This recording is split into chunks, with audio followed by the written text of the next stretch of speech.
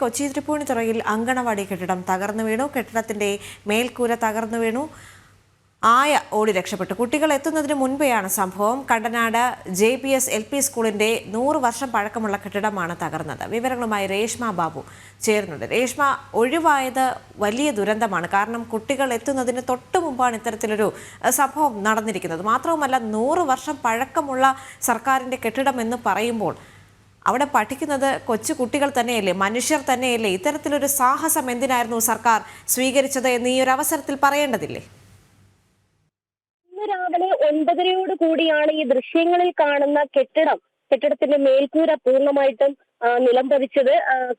Tripunithura Kandanad JPS സ്കൂളിന്റെ അങ്കണവാടി കെട്ടിടത്തിന്റെ മേൽക്കൂരയാണ് തകർന്നു വീണത്. കുട്ടികൾ എത്താൻ മിനിറ്റുകൾക്ക് മുൻപാണ് ഇത്തരം ഒരു അപകടം ഉണ്ടായത്. അതുകൊണ്ട് തന്നെ തലനാരിഴയ്ക്കാണ് കുഞ്ഞുങ്ങൾ രക്ഷപ്പെട്ടത്. ആ തൊട്ട് സമീപത്ത് തന്നെ ആയ ഉണ്ടായിരുന്നു. ആയ ഇവിടെ വന്ന് ഈ പരിസരമൊക്കെ വൃത്തിയാക്കുന്നതിനിടയിലാണ് ഒരു ശബ്ദം കേട്ടത്. ആ സമയത്ത് അവർ ഓടി മാറിയത് കൊണ്ടാണ് അപകടത്തിൽ നിന്ന് അവർക്ക് തലനാരിഴയ്ക്ക് രക്ഷപ്പെടാൻ സാധിച്ചത്. ഏകദേശം 100 വർഷത്തിലേറെ പഴക്കമുള്ള ഒരു കെട്ടിടമാണ് ഇത്.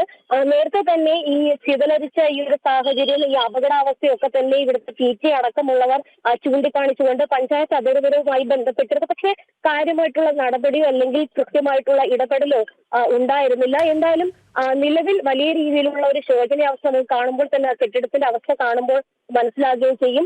ജനപ്രതിനിധികൾ അടക്കമുള്ളവർ നിലവിൽ ഈ പ്രദേശത്തേക്ക് എത്തിക്കൊണ്ട് ഇത് സന്ദർശിച്ച് ഇതിന്റെ അപകടാവസ്ഥ മനസ്സിലാക്കുന്നുണ്ട്. രക്ഷകർത്താക്കൾ അടക്കം സമാനമായിട്ടുള്ള പരാതികൾ നേരത്തെ തന്നെ പറഞ്ഞ സമയത്ത് കാര്യമായിട്ടുള്ള നടപടികളൊന്നും തന്നെ ഉണ്ടായിരുന്നില്ല. എന്തായാലും നിലവിൽ ഈ ഒരു സാഹചര്യത്തിൽ വലിയ രീതിയിലുള്ള ഒരു അപകടം തന്നെയാണ് ഒഴിവായിട്ടുള്ളത്.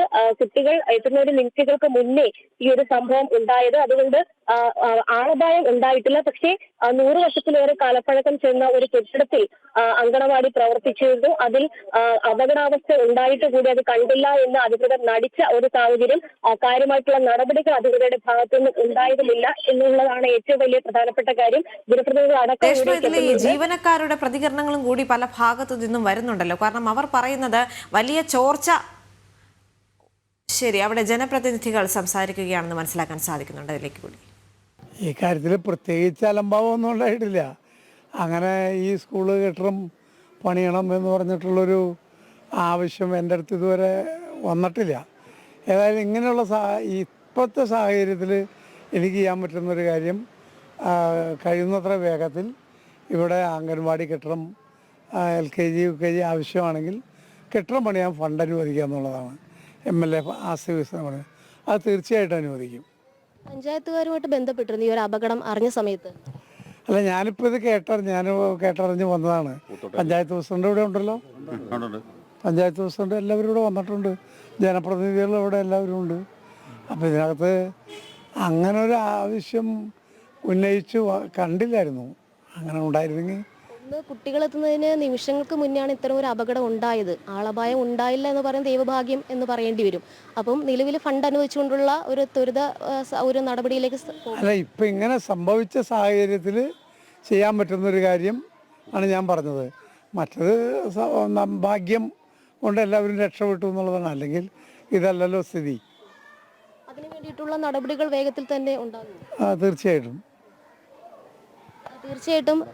വേണ്ടത്ര നടപടികൾ ഉടൻ തന്നെ സ്വീകരിക്കുമെന്നാണ് പറഞ്ഞിട്ടുള്ളത്. ഏറ്റവും പ്രധാനപ്പെട്ട കാര്യം, ഈ 100 വർഷം ചെന്ന ഒരു കെട്ടിടത്തിൽ അങ്കണവാടി പ്രവർത്തിച്ചു. 6ഓളം കുട്ടികളാണ് ഈ അങ്കണവാടിയുടെ പ്രവർത്തന പരിധിയിൽ ഉണ്ടായിരുന്നത്. LKG UKG സെക്ഷൻ തൊട്ടപ്പുറത്ത് ഈ മേൽക്കൂര നിലനിൽക്കുന്ന ഒരു ഭാഗമുണ്ട്. ആ ഭാഗത്ത് ഈ LKG UKG സെക്ഷനാണ് പ്രവർത്തിച്ചുകൊണ്ടിരുന്നത്. ഈ അങ്കണവാടിയുടെ മേൽക്കൂരയാണ് പൂർണ്ണമായിട്ടും തകർന്നിട്ടുള്ളത്. എന്തായാലും കാര്യമായിട്ടുള്ള അപകടം ഉണ്ടായിട്ടില്ല. എങ്കിലും ഒരു അപകടാവസ്ഥയിലായിട്ടുള്ള ഒരിടത്ത് ഇത്രയധികം കുഞ്ഞുങ്ങളെ പഠിപ്പിച്ചു എന്നുള്ളതാണ് അധികൃതരുടെ അലംഭാവമായിട്ട് ചൂണ്ടിക്കാണിക്കപ്പെടേണ്ടത്. അതോടൊപ്പം തന്നെ വലിയൊരു ദുരന്തം ഉണ്ടാകുമ്പോൾ മാത്രം കണ്ണു തുറക്കുന്ന അധികാരികൾ, അതും നമ്മൾ യാഥാർത്ഥ്യബോധത്തോടുകൂടി അതിനെ നോക്കിക്കാണേണ്ടതുണ്ട്. എന്തായാലും പഞ്ചായത്ത് അധികൃതരുടെ ഭാഗത്തു നിന്നും ഒരു വീഴ്ച ഇക്കാര്യത്തിൽ ഉണ്ടായി എന്നുള്ളതാണ് PTA അടക്കം ഉന്നയിക്കുന്ന ഒരു ആക്ഷേപം.